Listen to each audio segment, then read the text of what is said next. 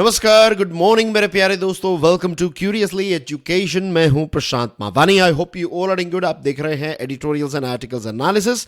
और दोस्तों, आज हमारे टेबल पर हैं 5 important topics, right. A touchstone of risk, ये वाला आर्टिकल टनल के साथ जुड़ा हुआ है।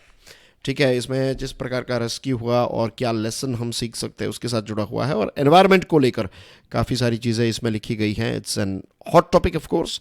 टनल्स टेल, ये भी इसी के साथ जुड़ा हुआ टॉपिक है। काफ़ी इंटरेस्टिंग चीज़ें यहाँ पर हमें देखने को मिल रही है, हेल्थ एंड सेफ्टी के साथ जुड़ी हुई। डिजिटल पेमेंट फ्रॉड, नाम से ही पता चल गया कि what this topic is all about. A better model ECI, voting के साथ जुड़ा हुआ ये टॉपिक है। और इलेक्शन कमीशन ऑफ इंडिया जो है उसका रोल किस प्रकार का होना चाहिए, we are going to talk about that. और ये वाला आर्टिकल जो है, it is mind blowing, outstanding article है। It's time to revamp the structure of the supreme court. Supreme court का स्ट्रक्चर जो है उसको रिवैम्प करने की ज़रूरत है। बहुत सारी चीज़ें हम सीखने वाले हैं। Let's start our discussion, let's start learning with this particular quote. किसने लिखा है पता नहीं है, अननोन, लेकिन कोट ये है, the pain you feel today will be the strength you feel tomorrow. क्या खूबसूरत बात है। आज जो दर्द महसूस हो रहा है ना, यही दर्द जो है कल आपकी ताकत बन जाएगा, कल ये आपकी शक्ति बन जाएगा। ठीक है, सोचिएगा इसके बारे में। This applies to everything that we do. Dear friends, this series is of course a daily dose of current affairs for you. और जो रेगुलर स्टूडेंट्स हैं जो इस सीरीज को एक लंबे समय से देखते आए हैं, यू नो कि इसमें एक छोटा सा तो नहीं, लेकिन एक बहुत ही पेनफुल सा गैप जो है वो आपको यहाँ पर देखने को मिल गया था, राइट। और बीच बीच में मैंने अपडेट्स भी दी थी। पूरी कोशिश है कि अब इसको रेगुलर बेसिस पर डिलीवर किया जाएगा और आज से ही इसकी शुरुआत जो है वो कर दी है। Let's start.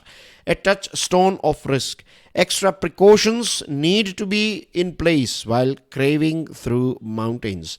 अगर आप माउंटेन्स जो हैं यहाँ पर बिल्डिंग का काम कर रहे हैं, कंस्ट्रक्शन का काम कर रहे हैं, क्रेविंग का काम कर रहे हैं, right. Sorry, not craving, it's carving. Craving का मतलब ये होता है कि लेट्स से किसी को चॉकलेट खाने की क्रेविंग हो रही है, तलब जिसको कहते हैं, दैट इज क्रेविंग। कार्विंग का मतलब होता है कि आप अगर उसको खोद रहे हैं, राइट, तो आपको एक्स्ट्रा प्रिकॉशंस उठाने पड़ते हैं, particularly when you are dealing with mountain. तो पिछले 2 हफ्तों से ये एक सिचुएशन हमारे देश में थी। 41 वर्कर्स जो हैं वो ट्रैप हो चुके थे और जो रेस्क्यू ऑपरेशन था वो स्टार्टिंग में काफ़ी ज़्यादा स्लैप डैश था, यानी कि उतना ज़्यादा प्रोफेशनल नज़र नहीं आ रहा था, लेकिन इवेंचुअली विक्ट्री हुई है, राइट। बहुत अच्छी बात है कि ये सारे के सारे जो 41 वर्कर्स हैं उनको जिंदा सही सलामत हम रेस्क्यू कर पाए। जस्ट इमेजिन कि उनके परिवार वालों के ऊपर क्या बीत रही होगी ये 2 हफ्तों के अंदर। लेकिन अब ऑफ कोर्स खुशियों का माहौल है। बट स्टिल डियर फ्रेंड्स, ये जो सिल्कियारा बेंड टनल है ना, ये टनल 4 धाम परियोजना का जो बड़ा सा प्रोजेक्ट है उसका ही पार्ट है। ये उत्तराखंड में है और वर्कर्स जो हैं यहाँ पर ये नेशनल हाईवे 134 जो है उसका एक्सटेंशन का काम कर रहे थे। ये कुछ ऐसी बेसिक डिटेल्स हैं। कई बार क्या होता है कि बेसिक डिटेल्स जो है वो हम मिस कर जाते हैं और फिर ऐसे प्रश्न पूछे जाते हैं, राइट। कई बार नेशनल हाईवे के साथ जुड़े हुए प्रश्न जो है वो भी हमें UPSC की प्रीलिम्स एग्जामिनेशन में देखने को मिला है। तो ऐसा नहीं है कि आपको देश के सारे नेशनल हाईवेज जो हैं वो पता होने चाहिए, लेकिन खास करके वे नेशनल हाईवेज जो न्यूज़ में रहे हैं, बड़े बड़े इवेंट्स की वजह से न्यूज़ में रहे हैं। तो यहाँ पर हैं नेशनल हाईवे, मैं अभी आर्टिकल बोलने वाला था, नेशनल हाईवे 134 जो है वो न्यूज़ में है। तो इट इज़ एसोसिएटेड विथ 4 धाम परियोजना प्रोजेक्ट। और ये सिल्कियारा बेंड टनल जो है तो ये 134 के साथ जुड़ी हुई है। तो ये चीज़ आपको पता होनी चाहिए, याद रखनी पड़ेगी। कुछ चीज़ें जो है उसका रट्टा मारना पड़ेगा, सारी नहीं, कुछ 1% 2% जितनी चीज़ें, राइट। बाकी की चीज़ें तो समझदारी से ही चलेगी।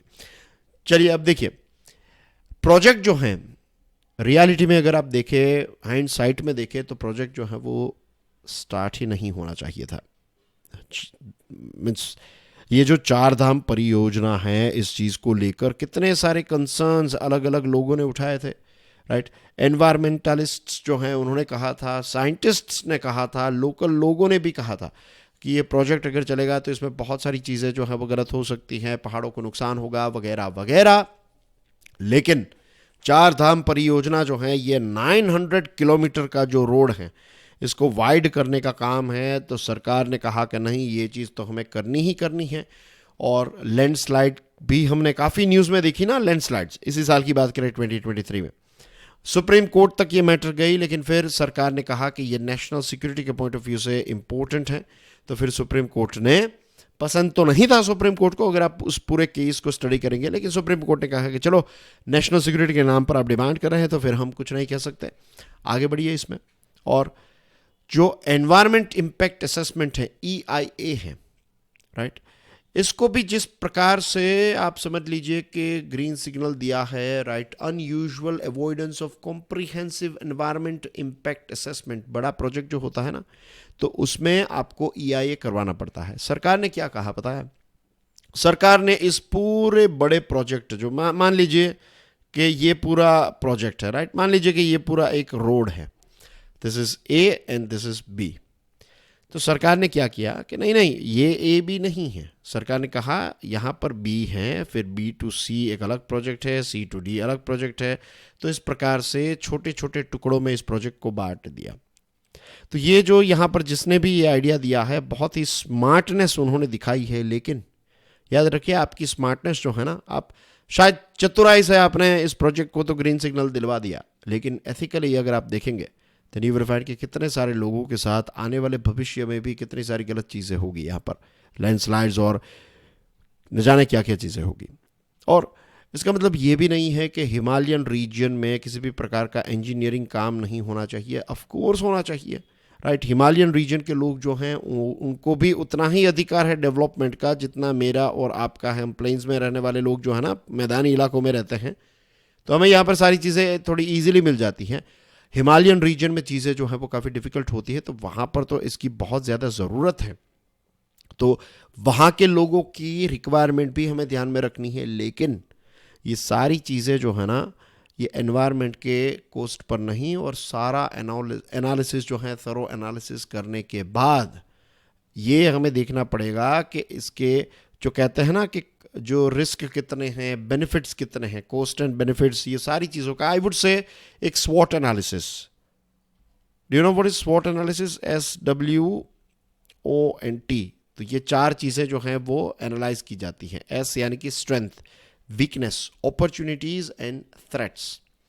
तो ये सारे प्रोजेक्ट्स जो चल रहे हैं, खास करके ये इस प्रकार के हिमालयन रीजन में, वल्नरेबल रीजन में, तो यहाँ पर एक थरो स्वॉट एनालिसिस करने के बाद ही सरकार को इसमें आगे बढ़ना चाहिए, राइट। इसको कई बार ऐसे भी कहा जाता है स्वॉट। ये चीज़ याद रखिएगा। मैनेजमेंट में तो इसका काफ़ी ज़्यादा इस्तेमाल होता है, strength, weakness, opportunities and threats. Now dear friends, तो ये वाला आर्टिकल हो गया। I'd like to inform you about one interesting thing, right? शायद आपको पता ना हो तो let me tell you, अगर आप मेरे lectures जो स्टडी ग्लोज पर आते हैं वो देखते हैं तो मैंने इस चीज़ के बारे में बताया था। डियर फ्रेंड्स, एक कोर्स मैंने और स्टडी ग्लोज ने मिलकर डिज़ाइन किया है, राइट। ये कोर्स बेसिकली, ये लेक्चर जो है वो मेरे द्वारा ही लिए जाएंगे, और सारी रिसर्च और सारी चीज़ें, but we have collaborated, right, इस कोर्स को लेकर, study glows and curiously education of course. और स्टडी ग्लोज के मोबाइल ऐप पर आप ये कोर्स जो है वो ख़रीद पाएंगे। लिमिटलेस लीडरशिप इसका नाम है। 20+ लेक्चर्स रहेंगे इसमें, और बहुत सारी इंटरेस्टिंग चीज़ें जो हैं वो आप इस पर्टिकुलर कोर्स में सीख पाएंगे। तो आई होप ये जो क्यूरियसली एजुकेशन के स्टूडेंट्स हैं वो इस कोर्स को डेफिनेटली चेकआउट करेंगे, देखिएगा, ठीक है। Now dear friends, let's talk about this one, right? Digital payment fraud, cyber crime needs a coordinated response. यही होता है, मीन्स फिल्मों में भी यही चीज़ हमें देखने को मिलती है। पुराने फिल्मों में क्या था कि जो चोर होता था, जनरली पुरानी 90s की और 2000 की फिल्मों में देखेंगे तो डायमंड्स, राइट, डायमंड्स की चोरी, right. This reminds me of धूम 2, और धूम 1 में भी पैसों की चोरी, धूम 2 में डायमंड्स की चोरी, धूम 3 फिर मैंने देखा नहीं, लेकिन पहले डायमंड्स की चोरी होती थी। और ये सारी फिल्मों में यही चीज़ देखने को मिलती थी कि पुलिस सोचती है उससे 2 स्टेप आगे जो हैं वो क्रिमिनल सोच लेता है, जो चोर है वो सोच लेता है। यहाँ पर भी ऐसा ही है। अभी रिसेंटली एक मीटिंग हुई financial security, financial cyber security and fraud के लेकर एक मीटिंग हुई, और इसमें जो अलग अलग बड़े बड़े चैलेंजेस हैं तो उनको एम्फेसाइज किया गया। अब आंकड़ा ये सामने आया है कि 70 लाख जितने मोबाइल कनेक्शंस जो हैं इनको डिसकनेक्ट किया गया है because they were associated with cyber crime. हमारे देश में वैसे हम कहते हैं कि आधार हैं, आधार कार्ड, अगर आपको सिम कार्ड चाहिए तो फिर आधार चाहिए, लेकिन इसके बावजूद भी अगर 70 लाख जितने ऐसे कनेक्शंस हैं तो बहुत सारे प्रश्न जो है ना उठते हैं, राइट। बहुत सारे क्वेश्चंस ऐसे पैदा होते हैं। दूसरी चीज़, ये जो मीटिंग है इसमें ये बताया गया है कि 3.5 लाख ऐसे जो विक्टिम्स हैं, पीड़ित लोग हैं, तो उनके 900 करोड़ रुपए जो हैं वो रिकवर किए गए, which is a very very good thing. देखिए, जब भी कोई अच्छा काम होता है तो उसको अप्रिशिएट करना जो है ना, ये भी एक लीडरशिप क्वालिटी होती है। It is very very important. हम सब के अंदर ये चीज़ होनी चाहिए। अच्छा काम हो रहा है, अप्रिशिएट कीजिए उसको, राइट। डोंट वेट कि कोई बोलेगा तो आप कहेंगे ना ना ठीक है अच्छा किया। नहीं, अच्छा काम कोई कर रहा है अप्रिशिएट कीजिए, भर भर कर उसकी तारीफ कीजिए, उसमें कोई गलत चीज़ नहीं। और किसी ने अगर गलत चीज़ की है ना तो सबके सामने नहीं, अकेले में ले जाकर उसको बताइए। अगर कुछ गलत हो रहा है तो अकेले में बताइए।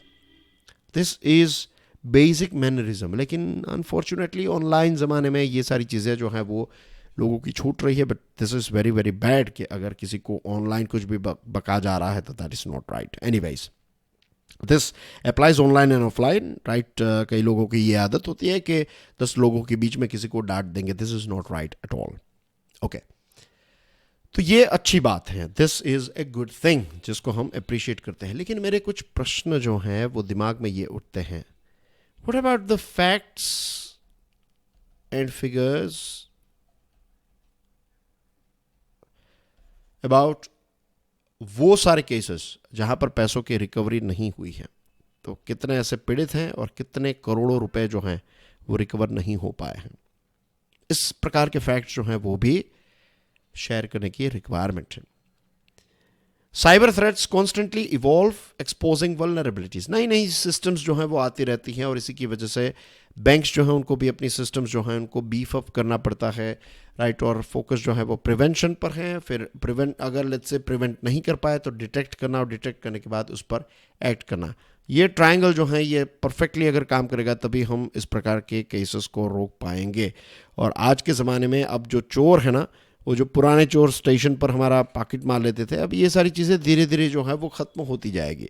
अब चोरों को अपग्रेड करना पड़ेगा। आज के ज़माने का चोर जो है, जो चोर पैसे वाला बनना चाहता है तो वो साइबर क्राइम अगर करेगा तो वही चोर पैसे वाला होगा, इज़न्ट इट। फिर म्यूल अकाउंट्स होते हैं। म्यूल अकाउंट्स में क्या रहता है कि लेट्स से कि कोई ऐसा गरीब व्यक्ति है तो उसका अकाउंट आपने ले लिया और कहा कि देखिए आपके अकाउंट में थोड़े बहुत पैसे मुझे डिपॉजिट करने हैं, ये वो एक्सेट्रा, आपको इतने पैसे दे दूंगा। वो कहेगा कोई बात नहीं भैया, यूज़ कीजिए। उसको नहीं पता है कि फिर उसके अकाउंट के नाम पर बहुत बड़े बड़े फ्रॉड्स जो हैं वो किए जाते हैं। और पुलिस वाले जब जाते हैं ऐसे म्यूल अकाउंट्स वालों के पास, तब पता चलता है ये तो झुग्गी झोपड़ी में रहने वाला आदमी है, कोई उसका अकाउंट जो है वो यूज़ कर रहा है। Banks to monitor suddenly active dormant accounts. अब बैंक्स ने यह तय किया है कि अगर कोई डोरमेंट अकाउंट है, यूज़ नहीं हो रहा है और अचानक से इसका इस्तेमाल होना स्टार्ट हो जाए तो फिर इसके ऊपर नज़र रखी जाएगी। ये भी सजेशन है कि एक नोडल ऑफिसर जो है वो अपॉइंट किया जाए ताकि लॉ एनफोर्समेंट बैंक जो है वो नोडल ऑफिसर्स को ऑफकोर्स अपॉइंट करे ताकि वो लॉ एनफोर्समेंट के साथ मिलकर काम कर सके। और स्टेट्स को कहा है सेंटर ने कि भाई आप डेटा प्रोटेक्शन पर ध्यान दीजिए, आधार एनेबल्ड पेमेंट सिस्टम के फ्रॉड जो हैं उस पर ध्यान दीजिए, नो योर कस्टमर जो है KYC तो इसको और ज़्यादा मजबूत बनाइए। और आंकड़ा ये अब आया है सामने कि 87% हमारे देश के लोग जो हैं वो फाइनेंशियल टेक्नोलॉजी का इस्तेमाल करने लगे हैं। ग्लोबल एवरेज जो है that is 64%, which is very very interesting, right. Robust cyber security जो है नीड्स हाई इन्वेस्टमेंट। सबसे पहला इन्वेस्टमेंट जो है वो लोगों के अंदर करना पड़ेगा, इन द सेंस कि we need that sort of human resource. ऐसे ह्यूमन रिसोर्स को बनाने के लिए वी नीड वो ट्रेनिंग भी चाहिए हमें, वो स्कूल्स भी चाहिए, वो कॉलेजेस भी चाहिए, वो यूनिवर्सिटीज़ भी चाहिए, इंस्टीट्यूशंस चाहिए जहाँ पर हम हमारे ह्यूमन रिसोर्स को और ज़्यादा पॉलिश कर सकें। तो this is number 1। Number 2 R&D के लिए भी लोग चाहिए आपको, वो एनवायरनमेंट चाहिए। तो ये सारी चीज़ों पर हमें बहुत ज़्यादा इन्वेस्टमेंट जो है वो करना पड़ेगा, वरना फिर इस प्रकार के केसेस जो हैं वो चलते ही रहेंगे। Dear friends, we have one more interesting article. At better model, the ECI must act independently as the arbiter of election code breaches. Model code of conduct, इसके बारे में आप जानते होंगे, मैं डिटेल्स में नहीं जा रहा हूं। जब भी इलेक्शन की जो डेट होती है ना, जब वो अनाउंस की जाती हैं, तो तब से एमसीसी जो है वो इम्प्लीमेंटेशन में आ जाता है। इम्प्लीमेंटेशन, एमसीसी का इम्प्लीमेंटेशन करना जो है वो अपने आप में बहुत ही चैलेंजिंग है, और इसके लिए जो पार्टीज़ हैं, पॉलिटिकल पार्टीज़, उनका कोऑपरेशन भी चाहिए और ईसीआई का विजिलेंस भी चाहिए। ईसीआई जितना चौकन्ना रहेगा और पॉलिटिकल पार्टीज जितनी मदद करेगी ईसीआई की, उतना अच्छी तरीके से एमसीसी को अप्लाई किया जा सकता है। और इसके इम्प्लीमेंटेशन में ईसीआई जो है plays a very very important role, as we all know. अभी क्या हुआ है, ईसीआई ने एमसीसी के ये मॉडल कोड ऑफ कंडक्ट के वायोलेशन को लेकर बहुत सारे अलग अलग पार्टीज़ के जो लोग हैं, जैसे कि आसाम के सीएम बीजेपी के हैं, यहाँ पर उनके दिल्ली यूनिट के प्रेसिडेंट हैं, फिर कांग्रेस लीडर्स हैं, आपके leader, Delhi CM, Telangana CM, उनके बेटे, कैबिनेट कलीग्स, बहुत सारे ऐसे अलग अलग लोग जो हैं, तो उनको ईसीआई के वायोलेशन, एमसीआई के वायोलेशन को लेकर, एमसीसी के वायोलेशन को लेकर ईसीआई ने कुछ एक्शंस लेने की बात बताई है एंड थिंग्स लाइक दैट। और तेलंगाना में जो राइथू बंधु स्कीम है ना, जो किसानों को पैसे देने की स्कीम होती है, तो इस पर भी अभी एक ब्रेक लगाने की बात बताई है। ईसीआई ने कहा है कि तेलंगाना जो है वो वायोलेशन कर रहा है, तेलंगाना की सरकार जो है वो एमसीसी का वायोलेशन कर रही है। और फाइनेंस मिनिस्टर जो हैं तेलंगाना के, तो उन्होंने वोटिंग से पहले कुछ ऐसे स्टेटमेंट्स दिए थे। फिर कांग्रेस की जो सरकार है कर्नाटका में, उनको भी नोटिस दी है, क्योंकि कांग्रेस की सरकार ने इस प्रकार की एडवर्टीजमेंट्स की जिससे तेलंगाना के वोटर्स को वो इन्फ्लुएंस करें। तो ये सारी चीज़ें की हैं, राइट। जो गांधीज हैं उनको भी, राहुल गांधी एक्सेट्रा, तो उनको भी नोटिस इश्यू की है कि आपने प्राइम मिनिस्टर मोदी साहब के खिलाफ जो है वो कुछ ऐसे शब्द उठाए हैं एंड थिंग्स लाइक दैट। तो बीजेपी ने ये कंप्लेंट की थी। तो ये सारी चीज़ें अगर हम देखें तो लगता है कि नहीं, ईसीआई जो है वो तो बीजेपी के कुछ लोगों पर भी एक्शंस ले रही है, बहुत ही इवन हैंडेडली, बहुत ही इम्पार्शली ईसीआई जो है वो परफॉर्म कर रही है। लेकिन कुछ चीज़ों को देखिए, कांग्रेस ने जब कंप्लेन की कि मोदी साहब और शाह साहब जो हैं, अमित शाह साहब, तो उन्होंने कुछ गलत चीज़ें बताई है एक्सेट्रा, तो ये कंप्लेंट्स जो हैं तो इनको इग्नोर किया गया। इसी के साथ छत्तीसगढ़ में इलेक्शन चल रहे थे, तो ईडी ने, जो एनफोर्समेंट डायरेक्टोरेट ने, जो उनके चीफ मिनिस्टर जो हैं, तो उन पर जो बाघेल साहब हैं, तो उन पर ये कहा, इल्ज़ाम लगाया कि भाई ये फ्रॉड और ये सारे मनी लॉन्ड्रिंग और एक्सेट्रा, इन सारी चीज़ों में वो इन्वॉल्व है। वो महादेव ऐप वाला जो केस था, तो उसमें सीएम का नाम आया था। तो ये सारी चीज़ें जो हैं ये दिखाती हैं कि ईसीआई जो है, इलेक्शन कमीशन ऑफ इंडिया जो है, इसकी फेयरनेस जो है, इसकी इम्पार्शलिटी जो है, इस प्रकार के इल्ज़ाम जो हैं वो डाउट्स क्रिएट करते हैं। और यहाँ पर इस प्रकार की चीज़ें इसलिए हो रही है क्योंकि जो हमारी ईसीआई हैं, इलेक्शन कमीशन ऑफ इंडिया, इनके जो एक तो रहते हैं चीफ इलेक्शन कमिश्नर और उनके साथ होते हैं 2 इलेक्शन कमिश्नर्स, राइट। तो इनकी अपॉइंटमेंट को लेकर जो प्रोसेस है ना, उसमें भी सरकार का, आप समझ लीजिए प्राइम मिनिस्टर जो हैं उनका एक बहुत बड़ा रोल रहता है। तो इस प्रकार की चीज़ें, और फिर यहाँ पर लेट्स से कि आप लीडर ऑफ ओपोजिशन जो हैं उनको हटाकर अगर कोई कैबिनेट मिनिस्टर जो हैं वो बैठते हैं, 3 लोग रहते हैं इसमें, पीएम, सीजेआई और लीडर ऑफ ओपोजिशन, राइट। अब लीडर ऑफ ओपोजिशन को हटाकर आप यहां पर कैबिनेट मिनिस्टर बैठा रहे हैं, तो ये प्राइम मिनिस्टर के नीचे ही काम करने वाला ये मिनिस्टर है, राइट। तो सीजेआई जो है, चीफ जस्टिस ऑफ इंडिया, उनको वो नाम पसंद भी नहीं आएगा तो भी क्या फ़र्क पड़ेगा, मेजोरिटी तो यहाँ पर रूलिंग पार्टी की है। तो उनको जो ठीक लगेगा उस व्यक्ति को वो इलेक्शन कमिश्नर्स बनाएंगे, तो फिर इवेंचुअली किनका कंट्रोल आ जाएगा, रूलिंग पार्टी का। तो ये सारी चीज़ें जो है ना हमारी डेमोक्रेसी को और ज़्यादा कमज़ोर बना देगी। लेकिन ये सारी चीज़ों पर तो उतना ज़्यादा लोगों का ध्यान ही नहीं रहता है, या फिर उतना ज़्यादा मीन्स इस प्रकार के इश्यूज जो है ना वो हमारे देश में उतने बड़े मुद्दे नहीं बनते हैं।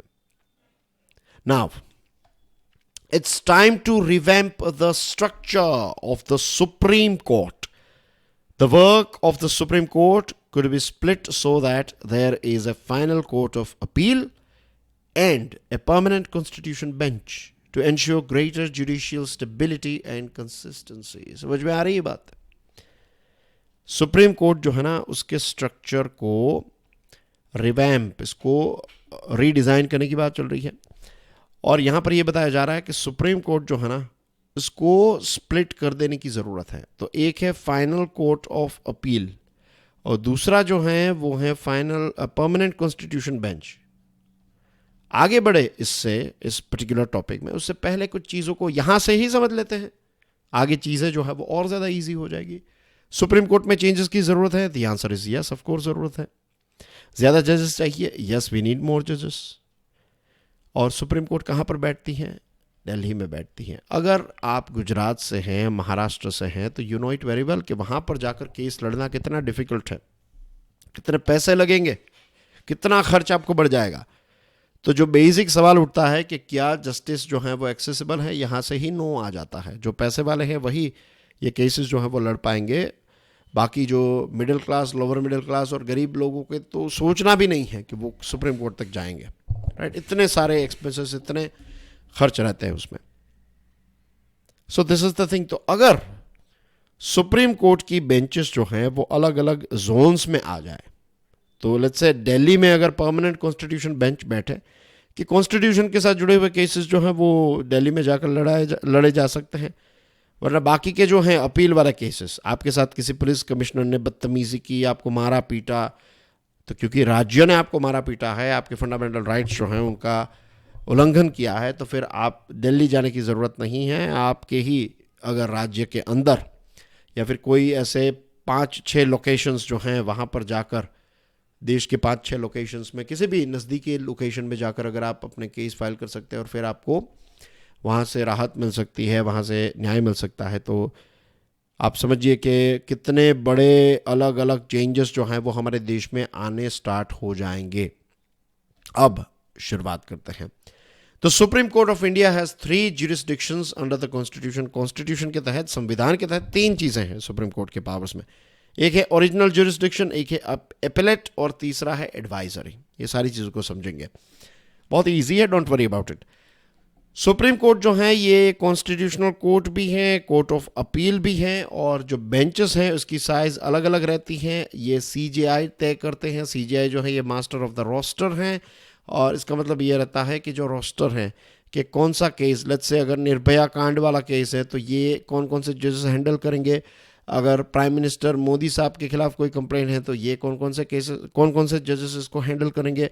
अगर आर्टिकल जीएसटी के साथ, राइट, कॉन्स्टिट्यूशन के साथ जुड़ा हुआ कोई केस है तो फिर इनको कौन कौन हैंडल करेंगे। ये सारी चीज़ें जो हैं वो सीजेआई की ऑफिस तय करती हैं, राइट। तो सिटिंग अरेंजमेंट्स जो हैं वो सीजेआई के द्वारा तय किए जाते हैं। अब कॉन्स्टिट्यूशन की जो बेंचेस होती है ना, उसमें या तो 5 जजेस बैठते हैं, या तो 7, या तो 9 जजेस, राइट। फिर 11 भी बैठ सकते हैं।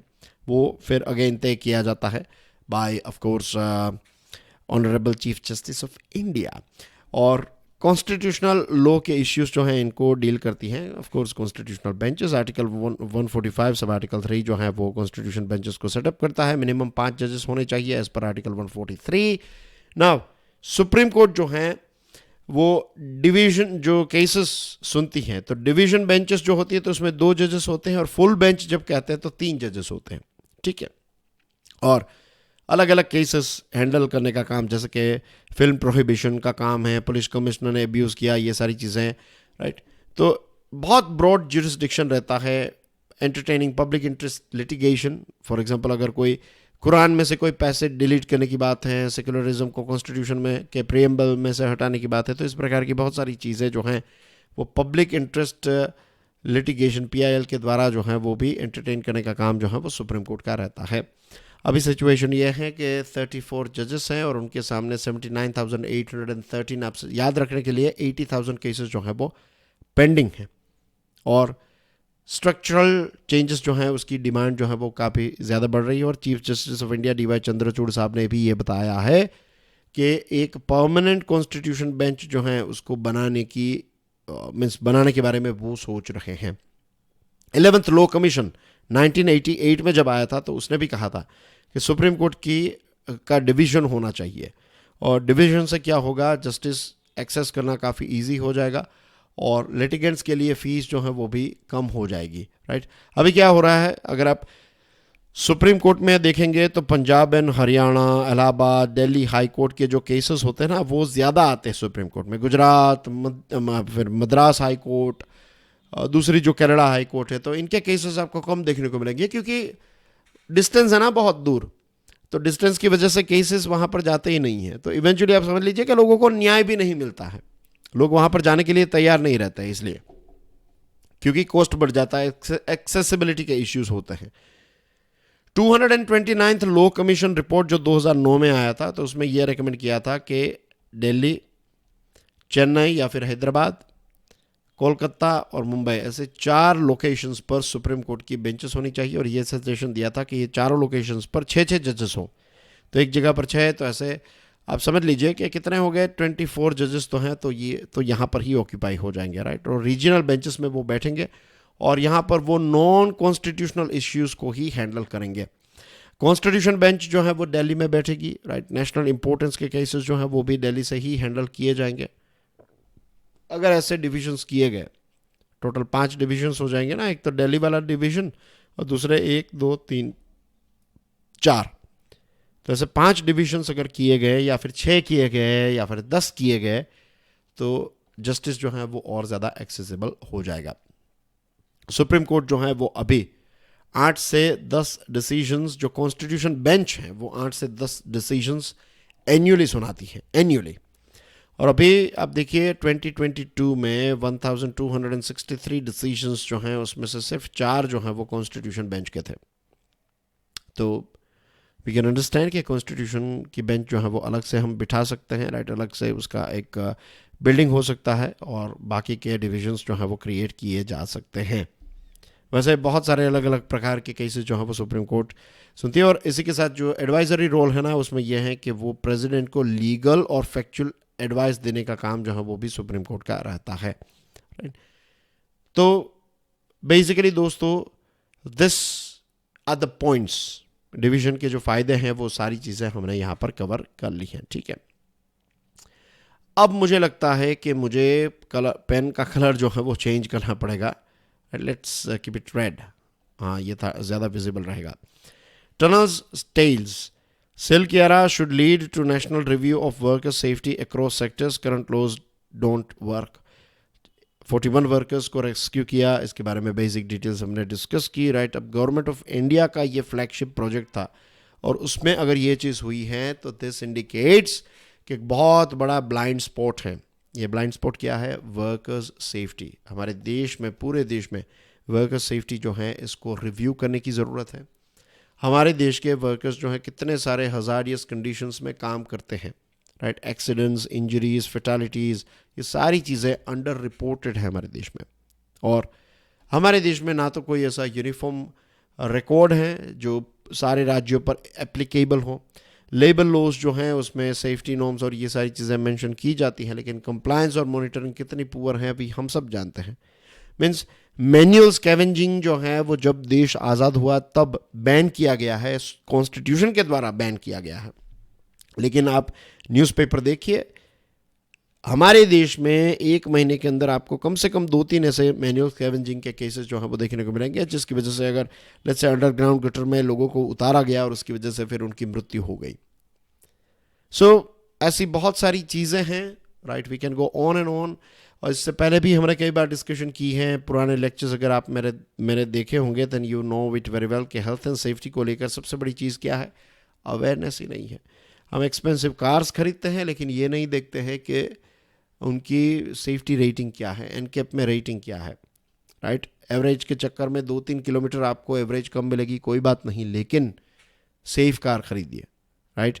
घर बना रहे हैं तो मेक श्योर कि बेस्ट क्वालिटी के प्रोडक्ट्स यूज़ कीजिए ताकि आपके घर की सेफ्टी बरकरार रहे। तो there are so many things, right.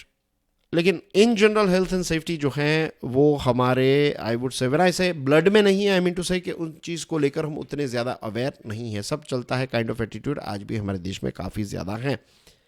और ये हर जगह पर आपको देखने को मिलता है, हर जगह पर। तो attempt to replace 13 labour laws withdrawn, ये 13 लेबर लॉज जो हैं रिप्लेस करने की जो बात थी, तो इसको विड्रॉ किया गया। ऑक्यूपेशनल सेफ्टी कोड जो है इसमें भी शॉर्ट कमिंग्स हैं, और आज भी जो वर्कर शब्द जो है इसको अच्छी तरीके से डिफाइन नहीं किया गया है। इंडिया ने आज भी इंटरनेशनल लेबर ऑर्गेनाइजेशन के सेफ्टी कन्वेंशंस पर रेटिफिकेशन नहीं किया है, और मीन्स ऐसे तो बहुत सारे फॉल्ट्स हैं। अब बेसिकली बॉटम लाइन यही है कि union labour ministry, state departments जो हैं उनको फिर से मिलकर प्रोजेक्ट को रीस्टार्ट करना चाहिए। टनल बनाने का प्रोजेक्ट नहीं, ये ऑक्यूपेशनल सेफ्टी और हेल्थ फ्रेमवर्क जो है ना, इसका प्रोजेक्ट जो है वो फिर से रीस्टार्ट करने की ज़रूरत है। और जितने भी हमारे वर्कर्स हैं उनकी सेफ्टी को लेकर रूल्स एंड रेगुलेशंस जो हैं वो काफ़ी ज़्यादा स्ट्रिक्ट होने चाहिए। और सिर्फ रूल्स बना देने से, किताबों में अगर रूल्स लिख देंगे तो उससे कुछ नहीं होगा। उन रूल्स का इम्प्लीमेंटेशन जब तक नहीं होगा तब तक इस प्रकार की चीज़ें चलती रहेगी। और अब जो सबसे इम्पोर्टेंट स्टेक होल्डर हैं इसमें, is the most important stakeholder जो वर्कर्स हैं, वर्कर्स को एजुकेट कर दीजिए। आप देखिए फिर वर्कर्स जो हैं वो आपको कैसे दौड़ाएंगे, क्योंकि उनके हक की बात है ना। It's not like manipulating workers, ये उनके हक की बात है। तो उनको अगर इंजरी हो रही है तो उनको पता होना चाहिए कि भाई मुझे अगर पैर में चोट लगी है तो इतने पैसे मिलेंगे, मुझे अगर हेलमेट प्रोवाइड नहीं की है, ये नहीं किया है, राइट, तो फिर अगर बहुत सख्त कानून होंगे ना तो फिर कंपनीज जो है वो अपना फाइनल कोटेशन जब देगी अपने कस्टमर्स को तो इनमें सारी चीज़ें जो है वो ऐड करके ही देगी। So this are the things, right dear friends, and that's basically everything in today's discussion, right? This is Prashant Mahavani, और ये जो कोर्स है ना दोस्तों, जो मैंने आपको बता रहा था, तो ये course will help you a lot, right. ये जो लीडरशिप की चीज़ें आप इसमें सीखेंगे, it will definitely change you for ever. और ऐसी ऐसी चीज़ें आप सीखेंगे जो ताउम्र आपको काम आएगी। तो it's going to be a life changing discussion, life changing programme, और जल्द ही इसको लॉन्च कर रहे हैं। तो make the most out of it, right. Live sessions जो हैं वो स्टार्ट हो रहे हैं, तो आज ही इसको ज्वाइन कीजिए। I will see you soon, enjoy your studies, God bless you all, जय हिंद।